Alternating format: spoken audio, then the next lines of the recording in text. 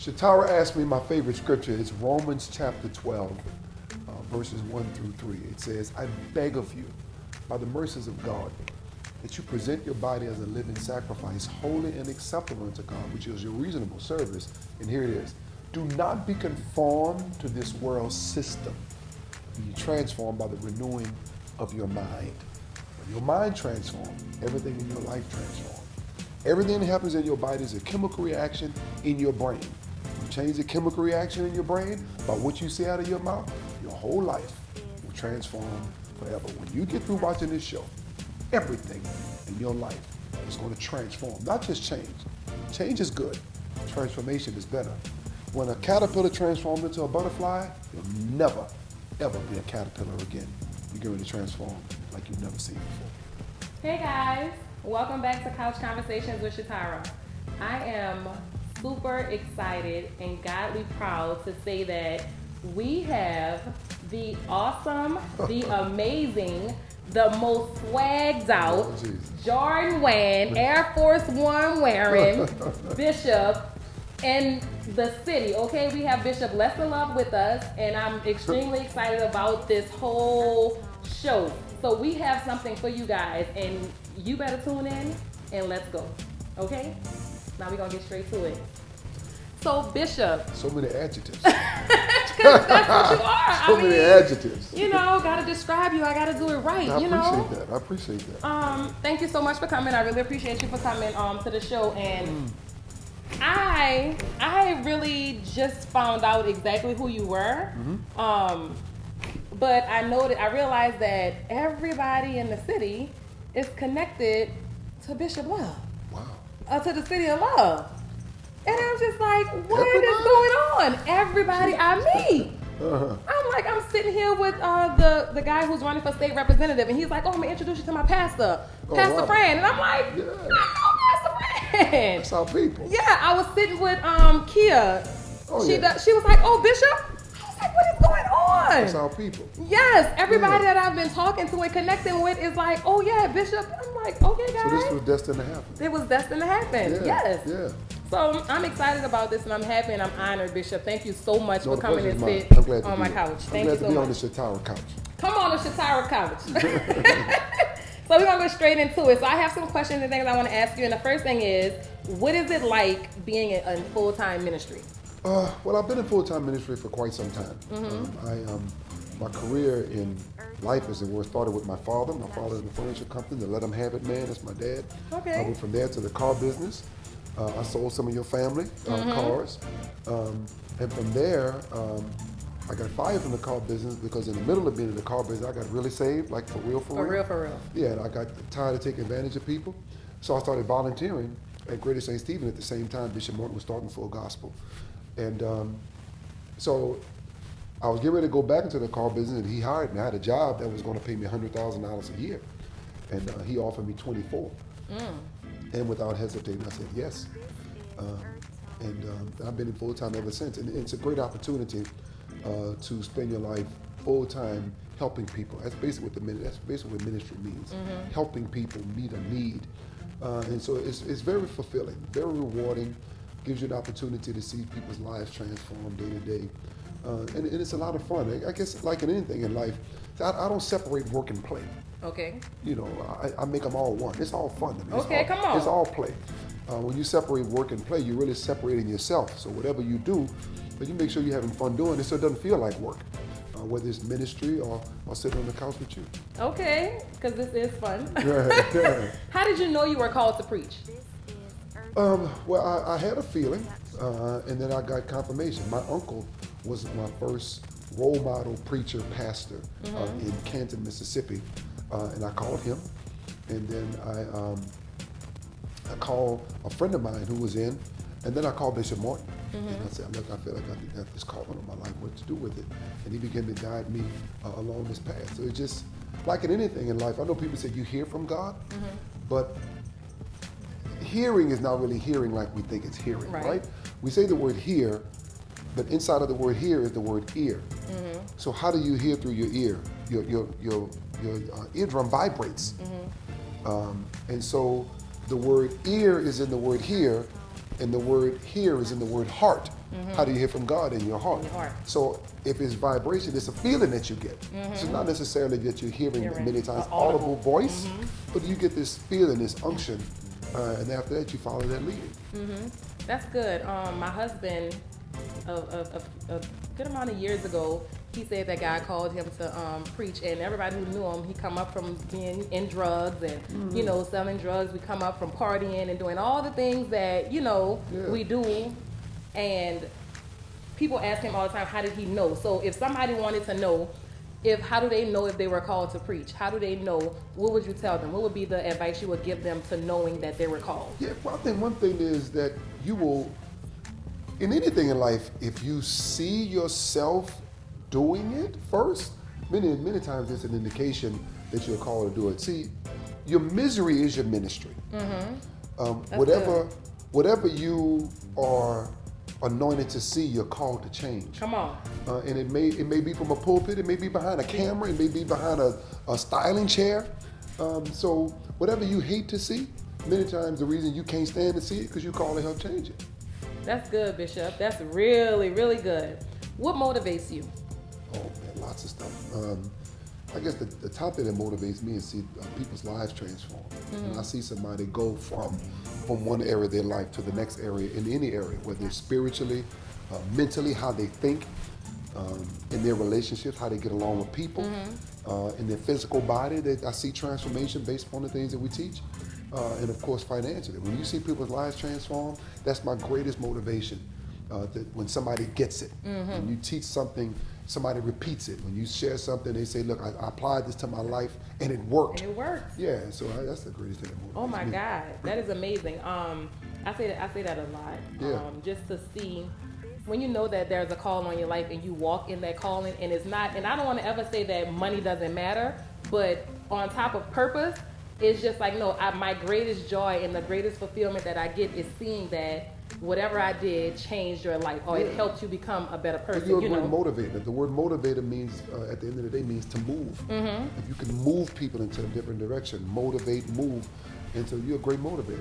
Yeah. Evidently, then you must have a story too. Yes. Things that you've been through in Come your on. life, and when you don't mind sharing it and being transparent with people, then you can change people's lives. Yeah. How do you balance ministry and family? Balance is good, but if you look at balance in like a scale, balance infers that there's going to be a struggle. Come on, talk about it. How Talk much about I it, put on this Bishop. side, how much I put on that side. So balance is good, but I like harmony. I like a flow. So I flow. Who I am at church is really who I am at home. At home. Who I am at home is who I am at church. So that there's no real challenge. And then Fran is just so easy to get along with. She understands ministry. She allows me to do what I'm called to do without any pushback, no drama. But it all really kind of flows together. I do. I know when to turn it off too. There are times I know how to shut down and turn off. I take a vacation twice a day to get a break from it all. 3 times a day, actually, by the time I take a nap, to reset myself every day. That's what you call your vacation, when you take a break? Yeah, I take 20 minutes, 2 days, and 2 times a meditation, and then 1 time a nap. I take a vacation every day, a break from it all, the detox from all of this stuff, because you're carrying so much weight. When you minister or preach or teach, you actually have the weight of all the people that you're carrying, that you want to meet those needs, and it can be draining. Yeah. Physically, mentally. It can't drain you spiritually, because your spirit never gets tired. Your spirit never gets vexed. I don't know where you get that from, but Come on. but yeah, so you have to just learn how to get away from it and take a real vacation. Like a real one. I mean, 3-4 times a year. You got to get away. You may not be able to go to Italy, but go to Baton Rouge. Go somewhere. Yeah, huh? go somewhere. Get a break from it all. Go somewhere. And reset. And so you said that, who you are at church is the same person you are at home, right? Yeah, So I was going to ask you, being a pastor and being a man, is there a difference in the two? Where how when you up there on the pulpit, you like Samson, you can walk through. Yeah, but then yeah. when you got to come down and you go home and you're the husband and you're the Yeah, father, yeah. is there a difference, or how do you Yeah, I guess the difference is based upon the level of the expectation of the people that you normally minister to. The expectation is going to be a little bit higher. If I get caught doing something crazy, then people are going to look at me differently. Yeah. Than other people. I don't know if they should or they shouldn't. And I say get caught because we all do something, right? Come on. Right. That's right. We all got something we don't want to appear on CNN. Regardless of how saved you are, but the responsibility of other people looking up to you. You have to just be mindful, but we have to remind people that I may look like Superman up there, but I'm Clark Kent. I bleed, I hurt, I get angry, I get frustrated, and we do our best to mask it. But we real people at the end of the day. I'm just a guy. Yeah. Nothing special about me than there is anybody else. Mm-hmm. That's good. I need you to help me out this year. Mm-hmm. So, I am a woman that has a husband that's in ministry, Mm-hmm. but I also have my own ministry that may not be in the church or behind the pulpit, but in the world. Mm-hmm. How can you help me out and any other woman that's dealing with a man that's in ministry that has some type of, help us out, help me out for sure. I need help, Pastor. What do you need help with specifically? So, me following my dream or my calling, Mm-hmm. all while he's doing, ministry or being on side of him in ministry or being, making sure that he's doing what he needs to do in ministry or, just having that, because I'm not going to say that we're separate, but his call is in the church and mine is outside. Yeah, I think in any marriage, first of all, both people have to be allowed to be individuals. Okay. Both people have to be allowed to be individuals. Both people need their space. Both people need to allow the other person to manifest who they are. I have a ministry, but Fran does too. And I help her with hers just like she helps me with mine. Mm-hmm. Because we do two different things. Like Fridays with Fran is great, but it's not church. Come on. And I stand behind her, I support her. We bounce off of each other. But you have to allow people to be individuals, and there's really no separation. When you get married, the two become one, so there's no separation. But at the same time, I support Fran as much as she supports me. Mm-hmm. So I'm not sure if the problem is as much yours or is it the traditional way that we normally do church, that the wife would just sit down on the second row or the first row with a hat on and just be quiet. But I think it's a different day now. I think women, especially now in the Me Too movement, we're really coming alive to the fact that women are individuals, not just the first lady or the pastor's wife or the CEO's wife. She's an individual calling on her life too. Hillary fell on the sword for a lot of women to be able to get pushed to that level. She didn't cross all over the threshold, but I think she opened up an opportunity for a lot of women to evolve into who they're always meant to be. Yeah, that's good. Thank you for that, Bishop, because I know it's something that is a struggle for me, and I know there's other women out there. Why is it a struggle for you? Because I want to always have my husband feel that, he can fully walk in his calling, if I'm right there or not.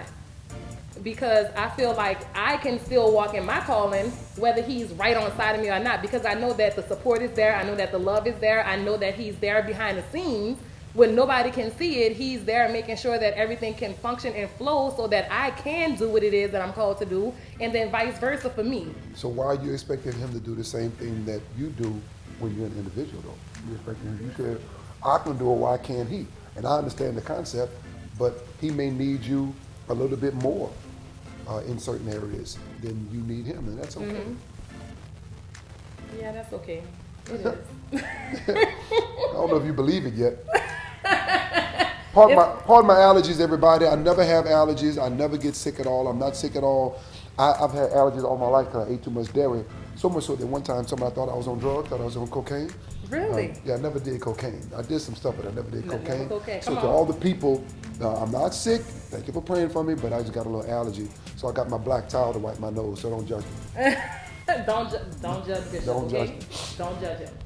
So Bishop, Yeah. I read this story one time, and it's called "How the First Lady Can Help or Harm the Church." By D.D. Freeman and Pastor Mike Freeman. Oh yes, my friends. Really, that's your friends? Yeah. And so I read the story, and there was so much in that book that Yeah. identified with me before I even got to where I am now and the things that I'm doing now. Like, I've always known that I had a calling for women. I had a calling, I had a purpose for that. You know, I've always known that. You can see it. And when I read it, it was saying different stuff about how she would have women come to the church, and like she would bring them in the office, and she would like literally do a whole makeover of them, hair, makeup, clothes, like, and they would go out a whole new woman. And all of that resided with me. But then she said something about Pastor Mike was the Bible study pastor at the church. It was his dad's church. He was a Bible study pastor. But he would be at church laying hands on everybody and praying for everybody. But when he got home, he wasn't laying hands and praying for her. And so she got jealous. And she stopped going to church. Yeah. She stopped going to Bible study. She stopped doing all of those different things. And so after I read it, I was like, wow, you know, I can see how this can be, because that was one time when he was in church and my husband was in church, he was doing all those different things, and I was like, well, all these time is in church, you know, this, that, and you know, it kind of made me feel a certain kind of way, and I can say that it was, but it was a level of immaturity. Yes. You know, but I just want to know, like, was that ever a situation with you, you know, growing into Big ministry? time. Oh, big time. Pastor D wrote a book called Help My Husband Has Two Wives. Okay. Me and the ministry. The church, the ministry. And sometimes it's our fault. Sometimes it's our fault. You know, we can be kind and patient and loving to some of the most evil, meanest people in the world, and go home and you say something crazy, we go off on you. Yeah. You know? And sometimes it's our fault because we don't do well as husbands separating the two, or being as much of a listener to my wife as I would one of the partners of our church. And so it takes growth on both sides to understand. I've had challenges when we were in ministry at Greater St. Stephen, that I'd be inside in a meeting and running here and running there, and Pastor Fran would be outside in the car with two babies by herself. I was insensitive. You know, I could have ran and got her home, got somebody to get her home, but I was so involved and locked into what I was doing, I ignored her a lot. And she endured it a lot. And if you're not careful, it'll make the wife resent the church. I can't stand none of them, you know. But you know, thank God I got a good wife, and we kind of worked through it. But it was on both sides. Both people need to grow up and mature in this together to get a full understanding of where you're going. Yeah, because I was going to say, I don't want to just say it's the husband's fault, because it can be the wife's fault too. And like I said, I'm not in ministry, but I give so much to the sisterhood. You're right, I am in ministry. Yeah. I give so much to the sisterhood. I give so much to couch conversations. I give so much to, you know, all the different things that I'm doing. And I may be insensitive to the fact that, well, okay, it's time to come home now. You home? Well, put the phone down and let it be about us, you know. Yeah. So just, like you say, it's not really a balance, it's a harmony. So just figuring out the harmony of... That's one thing we worked out was that phone. We worked out the phone. Most in general, when I walk through the door, I get off the phone. Really? Yeah. When I get home, I'm very seldom on the phone when I get home. Now I'm working because I have a lot of work to do, and most of my work is spiritual, reading, meditating, the things that I do. But most in general, when I'm at home, I do my best not to be on the phone. And my wife taught our girls, and they all grown now, but when I came home, they stopped everything. Daddy's home. You know. Especially now because they're buried in these phones. That's honor, right? And so we both help each other like that. That's good. Pastor, is there a such thing as church protocol? Oh yeah, God teach it. And so, and you say God teach it or you teach it? I teach it. You teach it, and so. As in what? Like, you know, because I know there's certain churches where it's like, okay, well, you can't go visit another church unless you talk to the pastor first. Unless you say, okay, look, Bishop, I want to go over and fellowship with them, you know, and then you're like, okay, well, yes, I know. But then some people think, well, is the pastor in control? Like, what kind of, you know, break that down for us so people can understand a little better. It's different strokes for different folks. I grew up in that era too. And even if you left the church, you had to write a letter, you know? If you left this church and went to another, you had to write a letter. It is just different strokes to different folks. I'm not sure if it's right or wrong, but at the end of the day, in anything in life, grown people do what they want. That's a fact. You know, I do it. At the end of the day, I do what I want. Uh-huh. You can bless me if you want or curse me if you want, but I'm gonna do what I want to do when I want to do it. But if I'm in a church, then I do my best to follow the church. They would call it polity, church rules, dogma of the church. But at the end of the day, everybody got to be led. If somebody comes to the City of Love and they feel like they want to go somewhere else, you go follow God. Mm-hmm. You do what God told you to do. Mm-hmm. You go, because at the end of the day, if some, because people quit you long before they leave you. Yeah, that's a fact. In relationships and everything, he been quit. Just stayed there. He been quit. Mm-hmm. So if you feel led to do what you have to do, go follow God. Mm-hmm. I've had people in my ministry to lead. One in particular that comes to mind is, this was one of our most wealthy members when I first got started. And if they would give $10,000, they'd like save me for the year, Mm-hmm. And I saw him weaning away, and I was running behind him, checking on him, how you doing, haven't seen you, doing what I thought I should do as a pastor. And then one day God said, who's your source, me or them? Gotcha. So I let him go. Mm-hmm. And I let him go. That next Sunday was the first Sunday 50 people joined. And then 30 people joined. And then 50 people joined. Wow. They could have been blocking up my whole flow. Mm-hmm. So I let people do. If somebody comes to me and say, God said to leave, who am I to debate that? To stop them. Mm-hmm. God said it? And so even if they want to, even if they're still a member, but they want to just go visit another church, or just say somebody invited them, or a friend of them invited them to another church, do you require them to ask? Because I've heard pastors say, you got to be careful of the table you eat on, different things like that. And I agree with that. But if you feel led to go visit, then you go visit. It's like a relationship. I'm gonna make it very hard for Fran to go find another man. Come on. It's gonna be very challenging in every single solitary way to come behind me. Come on. So if you feel like you led to go ahead and go check it out, you go right ahead. You go right ahead. But most people, we get the reverse of it. When they go visit somebody else's church, they run back saying, I don't know how long, they go visit their old church. Mm-hmm. They come run back saying, I don't know why I stayed in it that long. Like when you go to a funeral of the church that you left, and you say, man, I didn't even know I was in bondage.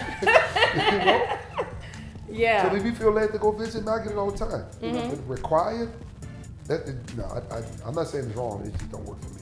Okay. And so what protocol, what's church, so when you're thinking about church protocol, it varies from church to church. There's no specific census of how this is how church protocol goes. It's just normally based upon the leader's personality, their openness, their effectiveness. So it's all different depending upon where you go. I don't know if it's a right or wrong. Everybody does what they want to do. But where you go, and then, I stay there as long as I can hear from God through this person. That's the main reason. Who I don't get along with, they didn't let me sing a solo, all of that stuff. None of that matters. Can I hear from God and this person has transformed my life? As long as I can do that, I can fight through the rest of the foolishness. Yeah. In this day and age, I know back then, they used to have armor bearers. You saw the armor bearer carrying the pastor stuff, and you saw it with the first lady. Is that still prevalent now? Is that Not as much. I wrote the book on it. I have a book, The Art of Armor Bearing. That's what I did for years for Bishop Morton. I was the armor bearer. But I created a lot of the systems that they have in churches right now of how it's done. But one day it transformed for me, and I'll never forget this as long as I live. I'm in the back, getting ready to go out to minister. And I've got some female armor bearers, some male armor bearers, and we all getting ready to go out. My lead armor bearer is a woman, all right? And of course, there's certain restrictions and the like. She's not going into a restaurant and all that. But, right. I'm getting ready to go out, and it was going to be my lead armor bearer. Then one of my spiritual daughters came in, Alexis. She lives in Atlanta. She came in to visit, and she hollered, Bishop, blah, blah, blah, and get ready to go out. Now, Alexis is a supermodel. She's my daughter, but she's like a real supermodel, like 6'2" supermodel. And I'm getting ready to walk out with Vonda, Alexis, and all that, and it dawned on me. I said, wait a minute.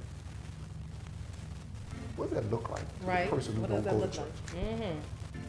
To the person who don't go to church, let's just say there's a guy sitting in the audience his girlfriend and finally made him come to church. So she ironed out his t-shirt and jeans and they came to church. And I walk out there and he gonna tell her, oh boy, I got an entourage, huh? You know what I'm saying? So I said, you know what? Y'all go ahead. I can survive by myself 5 minutes. I'm gonna be all right. I'm gonna live. All right? So I go to Joel Osteen's one Sunday. Joel Osteen walked out by himself. I said, you know what? I'm by myself. I'm by myself. And I go out early to hang out with people, you know? Dap them up, kiss them, shake hands, talk to them in the beginning.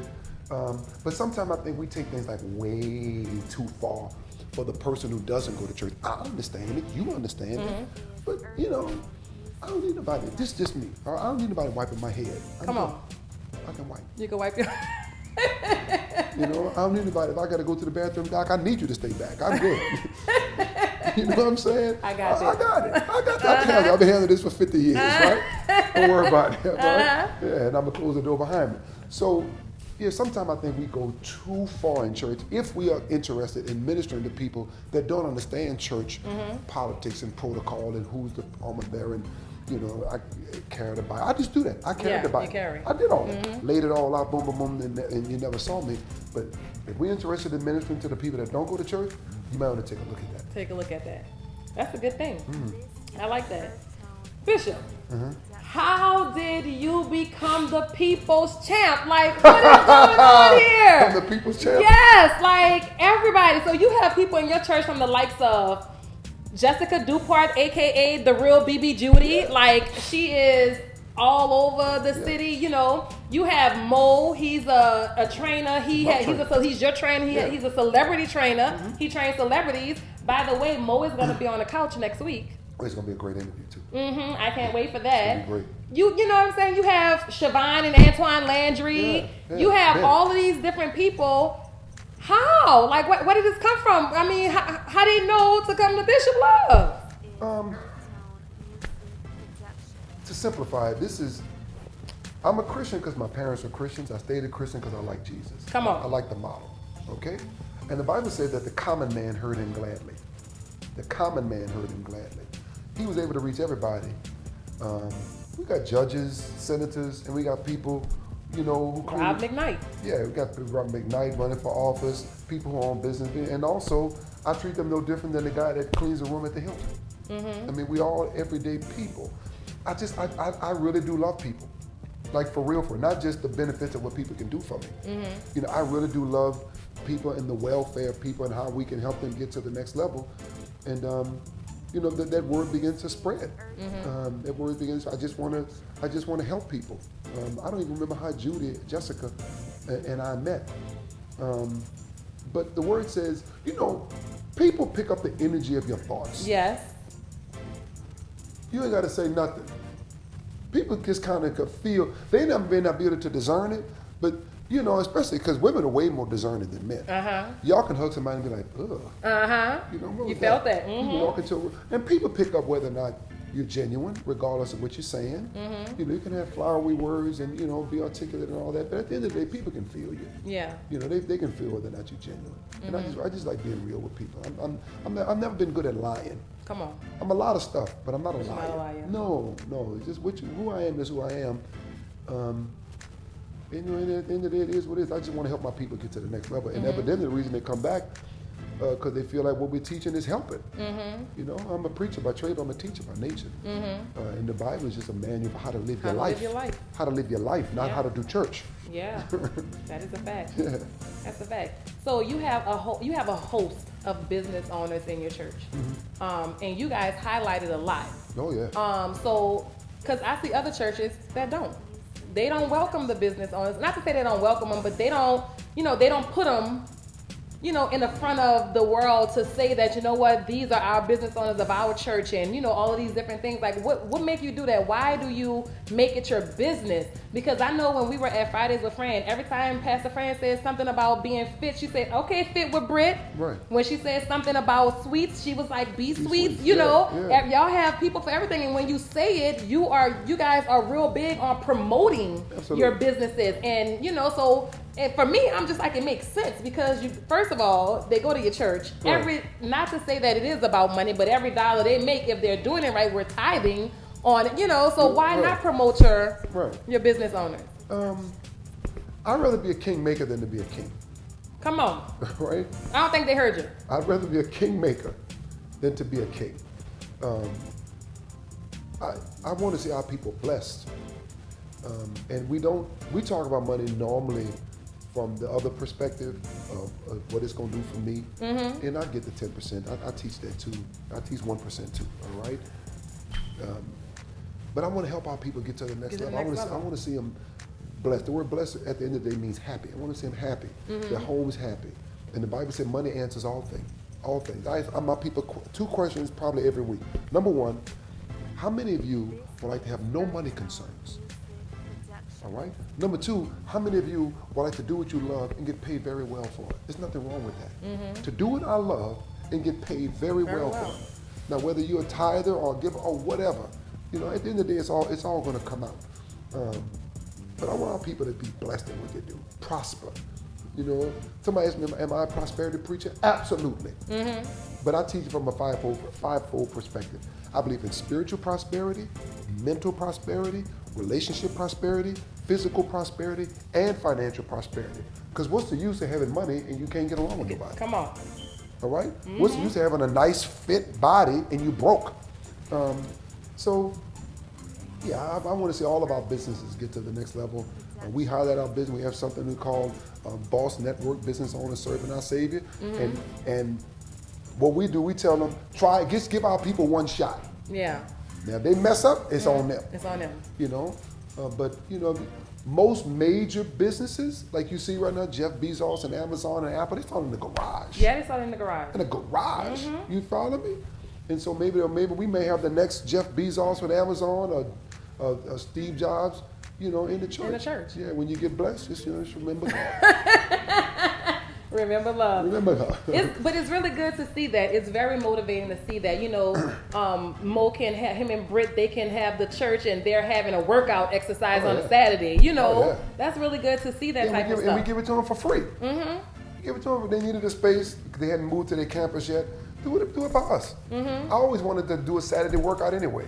And we tried to pull it together, said, let you do it, I'll work out with y'all. Yeah. That's amazing. That's amazing, Bishop. What is or what was your struggles in ministry? Jeez, where do I start, right? My major struggle was, I thought I knew how to deal with people till I got involved in church. Because I'm like most people that think of the people that's on stage are just so wonderful, so nice, and so sweet, and and then when I got involved in ministry, I found out that some of those people are like the meanest people I ever saw in my life. And I didn't know how to deal with them. I got a boy, I wouldn't even call names, I ain't gonna call nobody. But there was one he's really trying to spill tea with us, okay? One particular incident, me and this person couldn't get along for nothing. And I tried everything. I tried fussing with him and that didn't work. I tried ratting on him and that didn't work. I tried to get him in trouble, that didn't work. Nothing worked.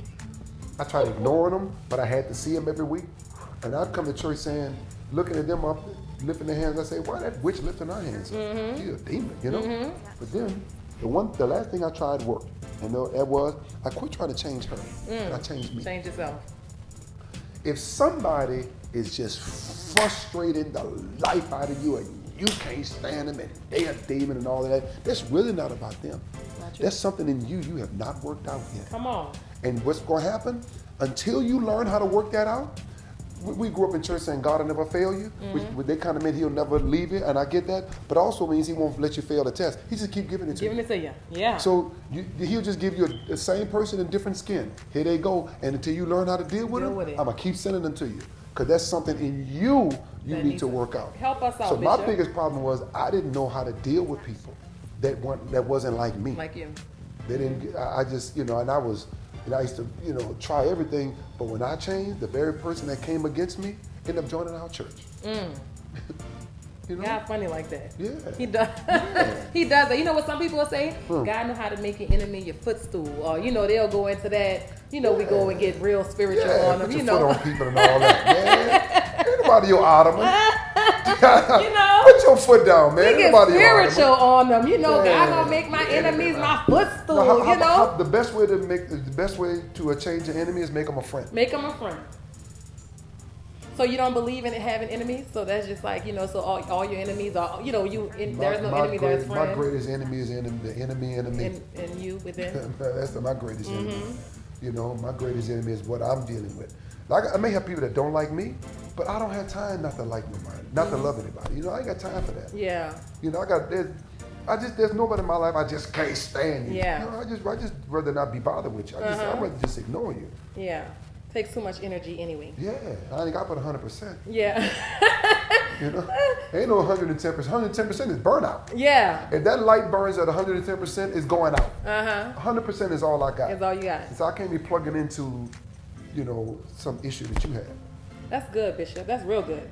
So if you had the opportunity to quit ministry, would you? And why? No, I am ministry. You are ministry? Yeah. I mean, one day I'm not going to pastor, but I'm always going to help people. I'm always going to bless people. I got a lot to give. I'm a resource center for people to get help. So I ain't gonna never quit ministry. I'm not gonna be 80 years old in the pulpit either. In the pulpit. Forgetting what I preached the week before and all preaching the same thing.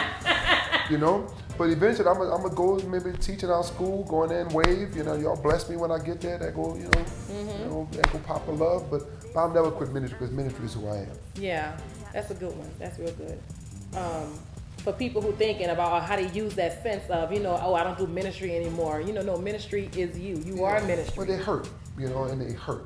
And you can get so hurt in anything, but you can really get hurt in church because it's supposed to be the apex of feelings and emotions is released when you give God praise and you get so open. But the level of expectation sometimes is too high. If you lower your expectation of people, your feelings won't get hurt. Come on, Bishop. Don't expect this much.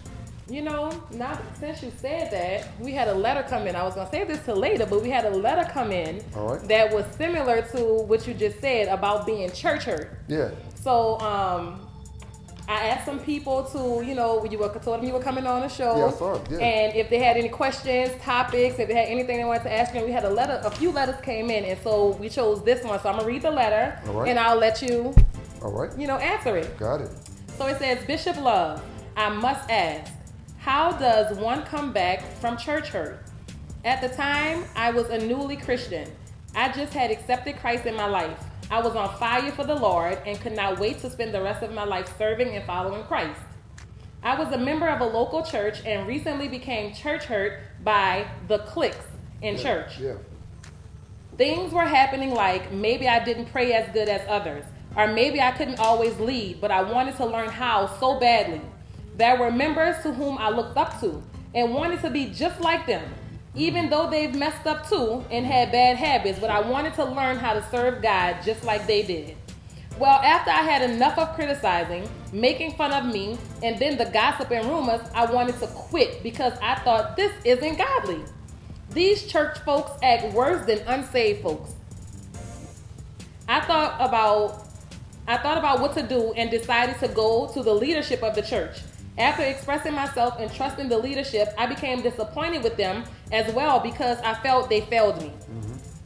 It made me feel reluctant to re-engage because I felt they were protecting each other and because I wasn't a part of an auxiliary in the church or my Christian walk was not as long as theirs. I felt like to them I didn't matter.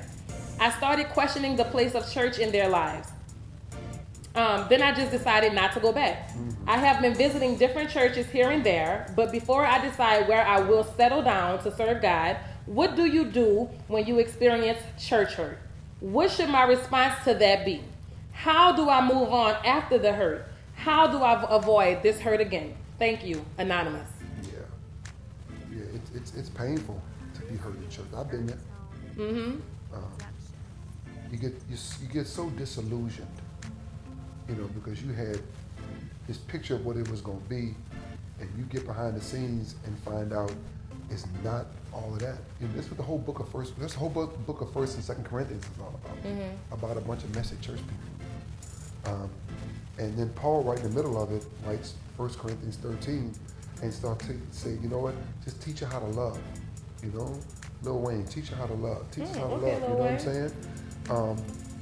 And it just takes time for that wound to heal. And it will heal because she's on the right track, looking for somewhere else to go. You're not going to fit everywhere. You're not going to fit everywhere forever. But we have to begin to look at church, yes, as a spiritual experience, but also school. I am learning the things of the Spirit when I go to church. Like when I go to a university, I'm learning from my teacher on how to master or get a doctorate in a subject. So when you go to church, it's singing. I love singing. It's dancing. I love that. All the things that we do in church. But at the end of the day, I'm learning spiritual principles of how to get my life, and and make it hurt along the process. But I can tell you here when it don't hurt no more. Yeah. All right. I got a scar on my finger. Played football in high school, and the guy cut my finger.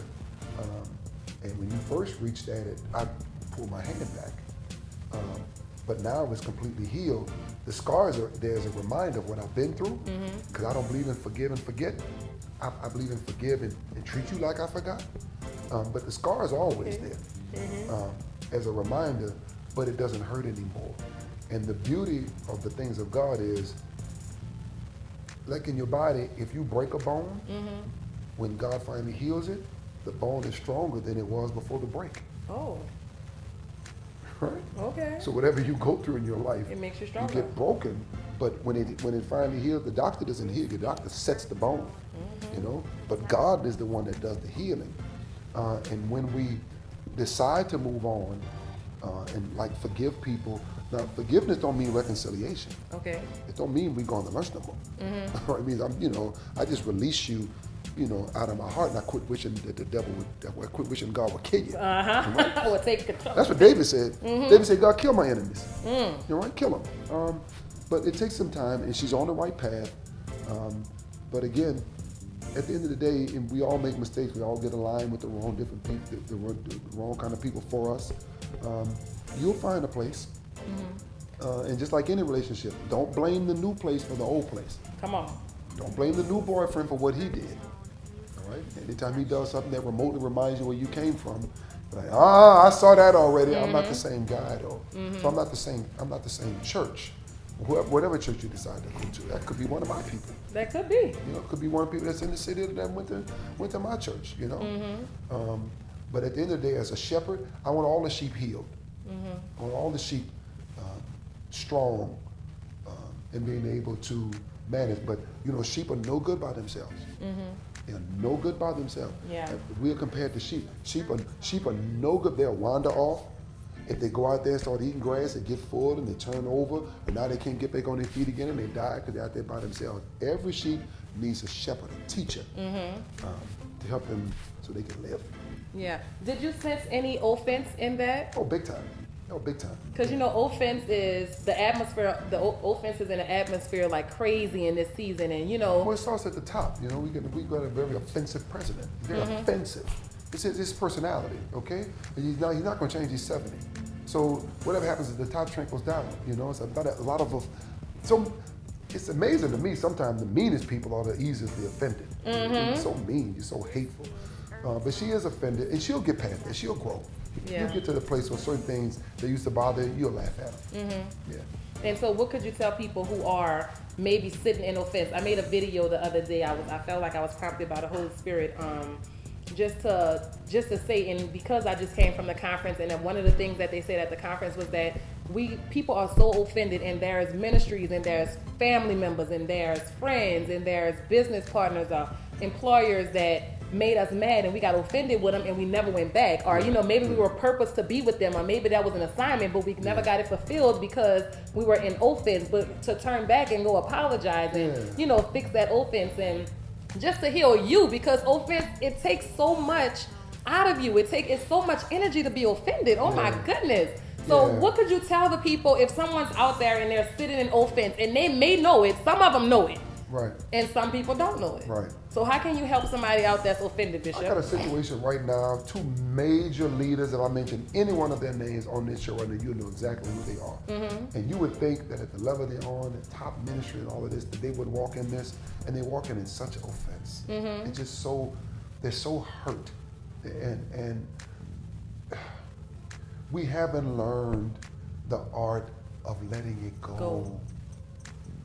Just let it go. Just, the best way for something to die, just quit talking about it. Yeah. just quit going back over what you did to me and how you made me feel and all of that. First of all feelings are a decision. You decided to feel that way. Yeah. Okay? But learn how to just say, you know what? I'm done with that. I'm moving on. Because I can't drive my car forward looking at the rearview mirror. Yeah. You know, I may have an accident. Yeah. But we haven't learned the art, and it takes time. Mm-hmm. It takes a willingness, first of all. Willingness. The willingness to say, you know what? You know, maybe it's something I did. You know, it's everybody, didn't you? Yeah. if you got 10 people in the group and 9 of them don't like you, it's you. You need a little help. You've been married 5 times? You've been married 5 times. And they all were wicked? No. Yeah. Yeah. No, so it takes time. It takes an open heart to say, you know what? Maybe it's something I did. Mm-hmm.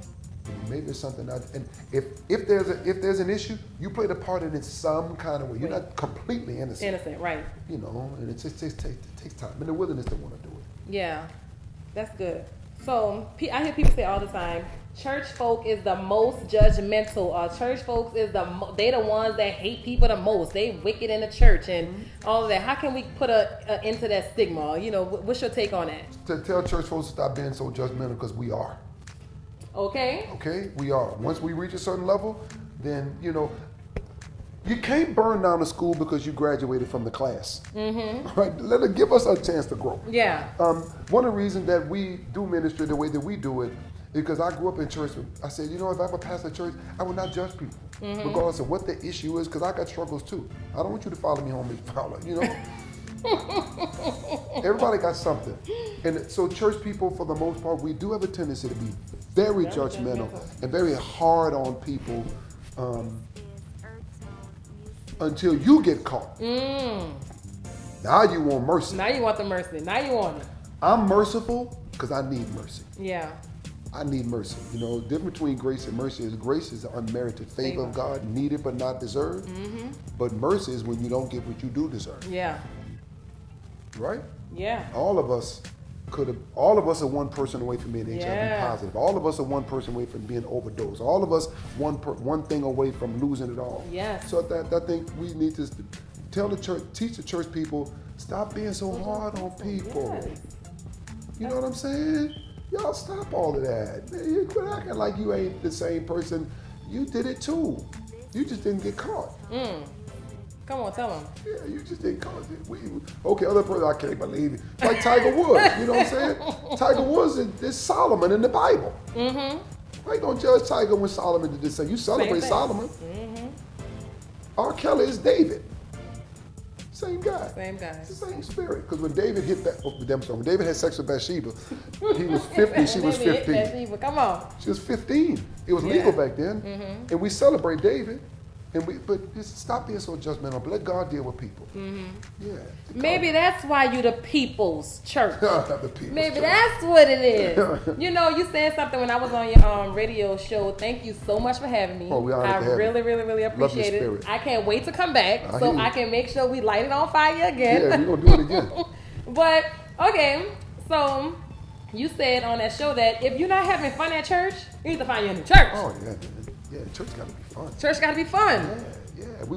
I wanna laugh at church. I wanna get some good music. I wanna get some good teaching, and we're gonna hang out afterwards. You know, and this is just, and everybody again is different. And I'm not casting aspersions on anybody else what they do. Mm-hmm. Everybody got their own way of doing it, but I believe, I think church should be like the bar on Friends. Mm-hmm. You know what I'm saying? Yeah. We just come out there and chill. Chill. Yeah. When everybody knows your name. You know what I'm saying? That's what I think church should be. And at the end of the day, though, raise people's awareness of the God that is already in them. Yeah.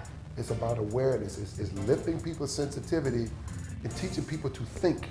Because in church, what we did, sometimes we just anointed better. We taught people, here's a problem, we just praise the Lord. Mm-hmm.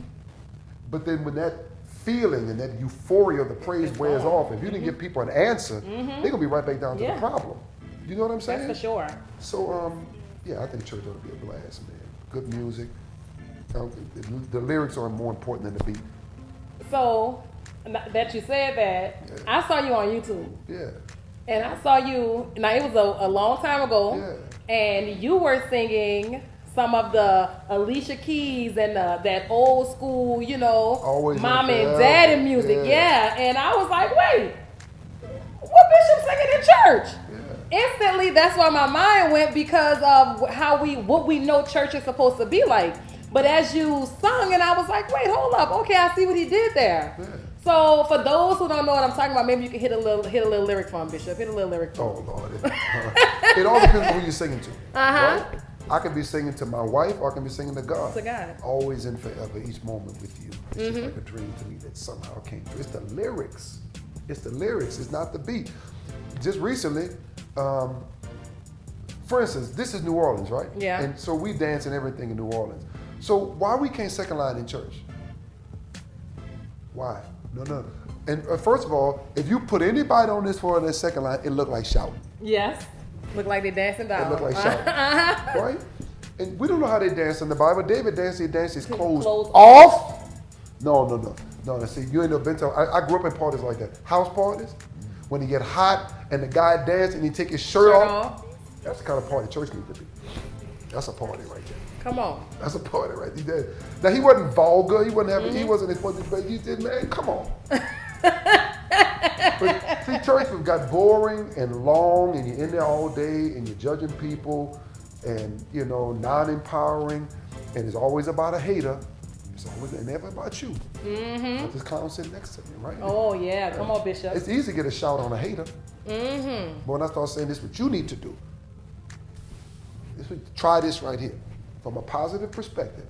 Let's try this right here. Ain't about no hater. Yeah. About you. It's about you. Yeah. That was good though, y'all. Y'all need to check that YouTube out with Bishop. I mean, he went in. I mean, that's before they was paying people on YouTube. I did mine hit before they start paying people for being on YouTube. Yeah, I need some residual money back. You need that residual. I got like 4 million views. Yeah, I need some money. My boy, YouTube. Hook your boy up, Google. Hook Bishop up. Yeah.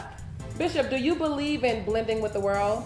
Because I know you said sometimes about, not being judgmental and allowing people to be who they are and, different things of that sort.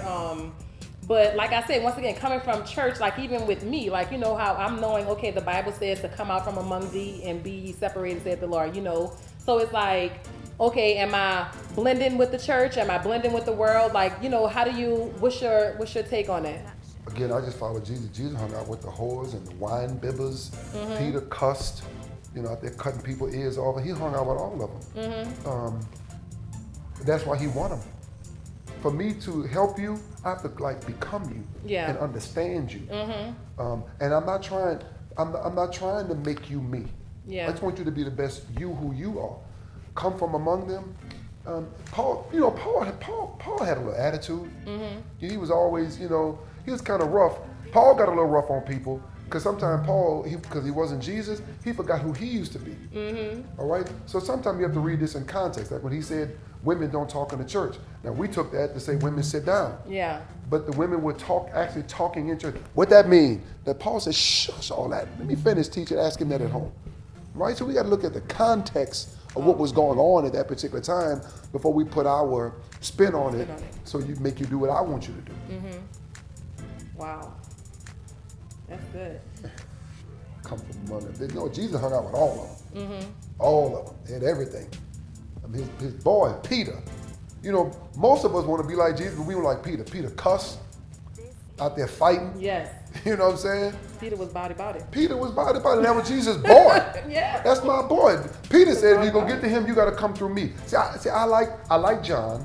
John is a little worshiper. He's out there, he's worshiping, putting his head on Jesus' breast, and he's crying and all that. Yeah, that's good. I like John. I got John in my church. I need Peter too. I need my thug Christians. Say, you know what? I wish you would. I swear for God. One more step. We'll do it again. And Jesus says, Peter, stop all that. Put the man back. Stop all that. I need that in my church. You need that, Bishop? Yeah, I need that in my church. I need it. Because we do crazy stuff. You know what I'm saying? But I don't need you fighting in the barbershop for me either. Let them say what they want. Right. Most of our church grew most when people were trying to figure out, okay, let me go see what's happening. What's going on? And then now they've been there 20 years. Because it ain't nothing what they say it is. Most people are talking, they've never been. You can't judge me on a 2-minute clip or 1-by-1 picture. Yeah. You're right about that. Yeah. So listen, guys. Here is the time. We have this segment, Pastor, and it's called Truth or Tell. Truth or Tell. Well, we spill tea. All right. More tea. More tea. And nothing but the tea. Nothing but the tea. So we had a few questions came in. All right. And the questions were like, okay, so I'm not going to put these people's name on it because I don't want nobody to know that that's what they asking. All right. No but problem. they want to know, Bishop. Let's see. I get the pick. Yep. Get you a question out there. All right. I'm reading it or you reading? You reading it. I'm reading the question. Why at funerals the preacher always said the dead person is going to heaven? Really?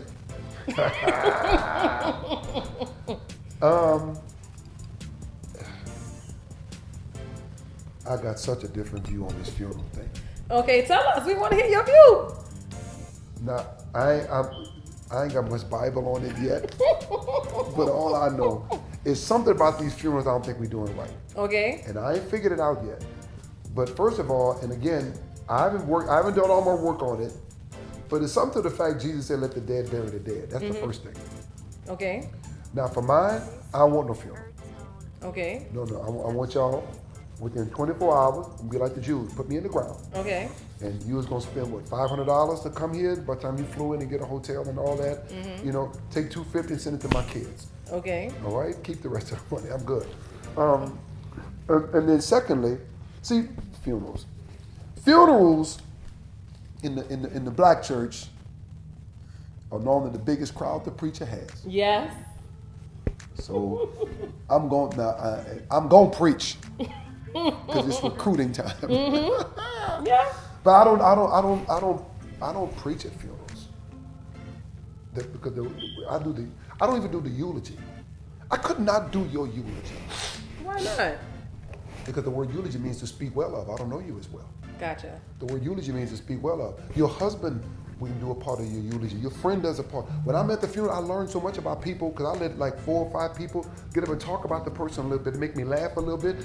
One of the funerals I went to, and I was listening to them talk about the grandmother who raised my member. I say, now I know why you act like that. You got it from your grandmother. So, you follow what I'm saying? Yeah. But I don't know. I'm not gonna get into the whole idea about heaven and hell. That's a whole other segment. But we don't know who gonna get in nothing and what, because you ain't the person at the gate. You know what I'm saying? I decide whether or not you gonna come to my house. Yeah. Right? You ain't just bust up in there. So I'm not sure. I'm not sure about the whole idea of who's getting in and who ain't. I don't know. I don't know. My job is to minister to the family. Yeah. You know, and at the end of the day, who's really listening to me at a funeral and my mama's at the altar? At the altar. You know what I'm saying? So the family gonna make you laugh, and you know, and I pray and sing and have a little encouraging short, you know, but a sermon, it's just I don't know. You don't know. Yeah, because I'm like, I figured maybe funerals were supposed to be for the living. So, you know, the dead is dead and gone. It's a celebration. But I'm preaching and ministering to those of you who are living that you get yourself together and. Yeah, I don't know. You don't know? I don't know yet. I gotta figure it out. Because I don't know. I don't know. I mean, I couldn't do the cameraman's eulogy. Yeah. I couldn't do it. I don't know him. But his sister's cousin could say, yeah, he liked red beans and he made me laugh, you know. So. Yeah. I'll take that one. Take So look, you got another one. I got more. You gonna be doing all of them? I don't know. I don't know. Let's see. Is speaking in tongues a requirement? No. No, when you save, you save. You're going, you know. No, speaking in tongues is like, you know, speaking in tongues, first of all, it's like cable versus basic TV. It's just extra. Because cable is better. Cable you get a little bit more. Get a little bit more. Yeah, but do you have to speak in tongues? Not at all. A requirement for salvation, I guess that's what they're asking. No. No. And everybody, I was going to say reach that level because that puts it like it's better. But I don't know if it's even better. It's just personal preference. Personal preference. There has to be a language that I speak that only God knows. That God knows. The only God I'm not even talking to you. You know, so requirement, no. Okay, because that's what I was thinking of, because tongues talking. Yeah, me too. Just, I heard you. Yeah. I was like, okay, Bishop. Yeah, tongue talking and can't hardly speak to each other in English. And come on. What are the 3 things that warrant a divorce? This is a good question. Okay. This is a good question. Very good question. 3 things that warrant a divorce. First of all, when God designed the whole idea of marriage, He meant for us to be together forever. Okay. He meant us to be together forever. But then, later on, when we start cutting up, He said, okay, I'm going to give you some ways out. Okay? Number 1, adultery. Okay. I ain't talking about I heard. I'm talking about I know. I know. Okay? You have a right to get out. I'm not saying you have to get out. Okay? You have a right to get out on adultery. Abandonment. Okay? Somebody just wake up. I got people in my church, one day he just left. That's what happened to Fran. Fran daddy just got up and just left and moved around the corner with the woman, in the same neighborhood. Oh, wow. And they have to pass the house every day. Oh. Okay? And abuse. Physical, mental, emotional abuse, or the abuse of a child. You can get out for those reasons and get married again. Okay. Okay? So you can get, there's a lot of great reasons, but adultery, hands-on, I know, I ain't talking about my girlfriend sent me, girl, I saw him at the movie with your girl. No. That proof. Abandonment and abuse, mental, physical abuse, or abuse of a child. That's the Bible. That's Bible. Good. Let's see. We probably could go for another one, huh, Bishop? Well, let's see. I do what I'm told, whatever you tell us. What's your take on submission? Yeah, the Bible says it's mutual submission. See, we beat y'all with that one. Oh yeah, y'all beat Y'all us with submit to that. me. Y'all beat us with that one. Don't start. Don't let the show get you in no trouble. Don't let the show get you in no trouble. The Bible talks about mutual submission, which basically means you submit to my strength, but also submit to yours. Okay? And marriage is a partnership. It's like a business. We don't want to talk about this side of it, but you can't make a decision without your partner. Yeah. All right? We in partnership together. So we all submit to each other. And there's no rules. Everybody's house is different. I do all the cooking in my house, primarily, And there's no, you do the dishes and you do, no, the dishes need to be washed. Whoever get the dishes, you're going to get the dishes, right? But no, it's submission to each other. That's what the book of Ephesians, I believe, talks about. It's not just one side like we did, like we've been whipping y'all with. Because people think all the time that submission is, okay, well, I run your water, I cook your food, I do all those things. But there's a more deeper side of, what submission is, as far as, like, even just what I'm concerned. I know I ain't trying to get in trouble on the show, guys. No, don't get in trouble on the show. I ain't getting in trouble, Bishop. No, I ain't getting in trouble. We're going to do one more. I'm trying to get all y'all questions, but I don't want to keep Bishop too long. No, I'm good. We ain't got but 3 more. Let's see. How come after people become saved and holy, sex gets boring? I don't know.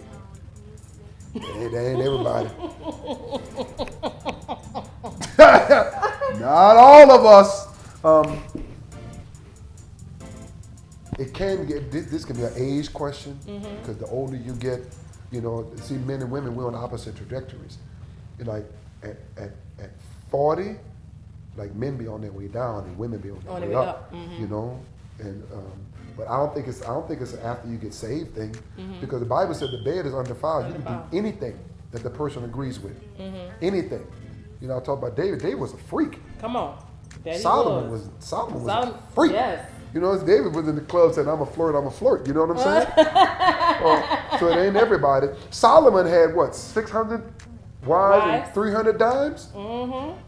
Dimes, huh? You know what I'm saying? Some dimes. He had some dimes. He had some dimes. So it wasn't bad for him. Yeah. But church people really are really the truth of the matter is, we the sexiest people out there. Because intimacy, spiritually and physically, are all the same. The outer court is the body, the inner court is the mind, the holies of holies is the creative part of the person's body. Like the holies of holies, that special place where that explosion happens, there's moisture in there and there's no windows. Because the moisture is created from the inside. Oh. Right? Yeah, so you're supposed to, when you get saved and all that, and you married, you just get freedom? What? Yeah. Come on. Come on. Okay, Bishop. One more. Last one. Let's see what my people are talking about. Thank you for tolerating my little snot rag. That's what it is. As a Christian, how can I spice up my sex life with my husband? Okay. See, this as a Christian part is the part that I got a little challenge with. Because there's no difference between sex with a Christian and not. Okay, you married? Okay, good. You're legal. All right? So, the question could be, how can I spice up my sex life? First of all, it comes to a lot of communication. You got to talk about this, especially if there's a challenge. You got to be open and willing to talk about it. And as we mentioned earlier, anything goes. Yeah. In the bed, as long as the other person agrees. All right? I don't need you getting all excited because you just saw a little movie and want to come try it on me without you talking about that. That hurt. It don't need to hurt. All right? So, yeah, so just you got to talk about it about everything. You got to talk about everything, and you have to get some education. In everything in life, even in the Bible, it's education. The Bible teaches you everything, even when it comes to sex. Like when Solomon talked about sex, he called a woman's release nectar. When nectar comes from a fruit. And the more fruit you eat, the more pleasing you're going to be to your partner. Because number one, fruit gives you energy. Okay. Number whatever you eat is what you release. That's why married people don't eat asparagus. Not for married people. Married people don't eat asparagus? No. Don't eat asparagus. Don't do that if you're married. Be married because it releases a pungent odor. Gotcha. All right. I don't need I need nectar. Gotcha. Gotcha. I want to worship you, my wife, with the fruit of my lips.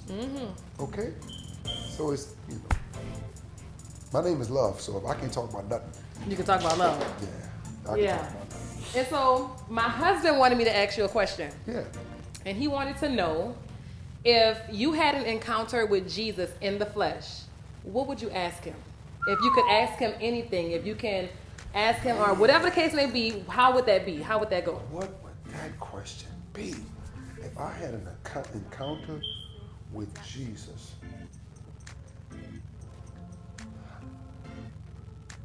so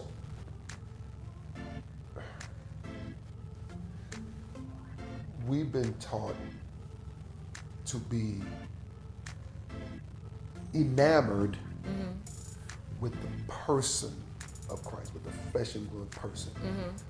And I'm not going to dispute it, okay? But what we really should be more enamored with are the principles. How did he live? How did he think? So it was the way he thought that allowed him to be who he is. Right? So it's his mindset, it's his consciousness. So I would probably ask him something about how does he think about a certain thing? Because what I really want is the mind of Christ. Yeah. Okay? Like the other people that have a high level of Christ's mindfulness or consciousness. All right? Like Buddha. I don't worship Buddha because I'm not a Buddhist. Right. Okay?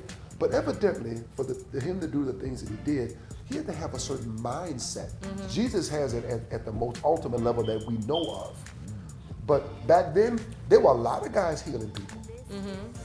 There were a lot of guys doing a lot of things that he did. He was the only one that was because he was the one from the Old Testament to the New that we've been talking about. We've been coming. We've been waiting to see who's this guy that thinks at this level. Yeah. Okay? That can endure the physical abuse of a crucifixion. Because they were the meanest and most he went to the meanest and most hateful people that ever lived. Yeah. The Romans? The Romans knew how to there's a certain level, any doctor will tell you, there's a certain level of pain where you just pass out. Yeah. You can just pass out from the pain. And that's a lot of pain. Yeah. And they knew how to walk that line. Yeah. To put you just in enough pain where you feel like you want to die, your heart beat, but you don't pass out. Yeah. And he goes to those people and he loves them anyway. kind to these people. Yeah. And because of that, he was able to resurrect. Oh man, I want to see, how were you able to do that? What did you do to get you to that place? To that place. How did you become more aware of the God that is in you to allow you to do that? Yeah. I would probably ask him something like that. How would you, Yeah. the way you think. The way you think. Not what you did. Because if I can figure out how you think, I can do what you did. Yeah. And you told me greater works what I do. Yeah. Yeah. Yeah, that's real good. Yeah. That's real good. Thank you so much, Bishop, No, for it's a little coming blessed. and kicking it with me on the You couch. are a very, very good host. I host a radio show at WBOK. I host the Essence Festival. I host a lot. You are a very good host. Thank you. Very good at what you do. I mean, for real. The questions, the preparation, the professionalism, the anointing of God that's in the room, the means by which you put all this together, very, very good. And even for you, I know you heard it before, eyes haven't seen, neither have ears heard the thing that God has prepared for you. Trust me, you're going to be a major mover and shaker in the kingdom of God. Thank you, Bishop. I really appreciate that. Yeah. And Pastor Frank sends her love too. Oh, that's my honey. Yeah, and mine too. Okay, yeah, that's your honey, you know, but That's your girl. That's my girl. Yeah. That's my girl. Bishop, tell the people, so like you said, you have a radio station. I know you have like t-shirts. There's, different things. Tell the people, how they can listen for you, where your service time. Just hit us on the gram, hit us on the gram. He likes the gram. Yeah, Instagram, Facebook, Periscope. We do the show every weekday at 6 o'clock a.m. for 1 hour. And it's really about, empowering people, inspiring people, motivating people, teaching people how to live their best life. And teach them really at the end of the day how to imagine better. Come on. Yeah, we want people to Imagine better. Because if you can imagine it, you can have it. Yeah. Before I forget, I was about to forget. So I started this movement, Purpose on Purpose, so that not only women, but because I deal mostly with women, to understand that they were called to something greater and something higher than themselves. That even in the midst of going through situations with the husband, even in the midst of bad days, even in the midst of all those different things, that they still have to push through and, do their purpose, because there are so many souls and so many different things that's locked up in their loins. Yeah. But there are so many people who don't even know what their purpose are, who don't know, what it is that they're supposed to be doing. Can you help some people with purpose and just understanding purpose and, Many times I think if we make it easier for people to understand, first of all, your purpose is locked in your daily habits. Okay? Now, I know we talk for a long time, in order to be successful, to be blessed, and to get paid and all that, it's a big leap of faith, And I get it. But no, I got big faith, but I take small steps. Yeah. And many times it's locked up in simple things like what you'll do for free. What you'll do for free is a sign of your destiny. Yeah. Okay? Michael Jordan is retiring, right? He's retiring from basketball, probably the world's greatest basketball player that ever lived. And his retirement speech, after all the endorsements and the Nike and the multi-billion dollars and all the things that he'd done, he said, did I ask me, I did it for free. Yeah. All right? Because what you do for free is a sign of your destiny. And then you other people around you that love you, they will be your witness. Like if you can make cookies, all right, your girlfriend say, if they talking to the right person and you can't speak for yourself, they said, this girl can make some cookies. Yeah. Talk to people around you, ask them, what do you think I do well? Because what you do well is your mission. Yeah. All right, love, live, and inspire. What you do well is your mission. So it's free. It's what you do well. What you do well, you get other people to do it, and at the end of the day, it's tapping in to the God that is in you. If I were to ask the average person, where's God? They'll point to the sky. Yeah. Jesus said the kingdom of God is within you. Just, I live in this body. It's not, it's the Spirit of God. And once you tap into that, it has nothing to do with education. Like Rachel Ray didn't go to culinary school. Right. You know what I'm saying? It has everything to do with your daily habits. What you do every day. Little things. Not one big thing. Little things will transform your life forever. Yeah. Thank you for that, Bishop, because we need more people walking in their purpose. Absolutely. So your daily habits And all those different things matter.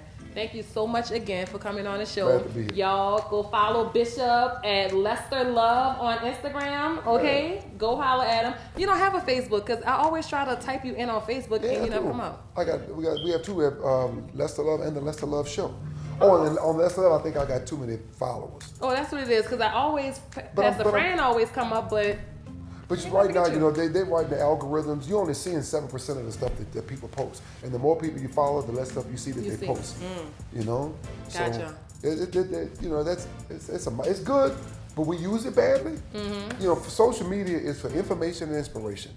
It's for information of what I do and inspire you to come see more of what I do. Yeah. It's marketing.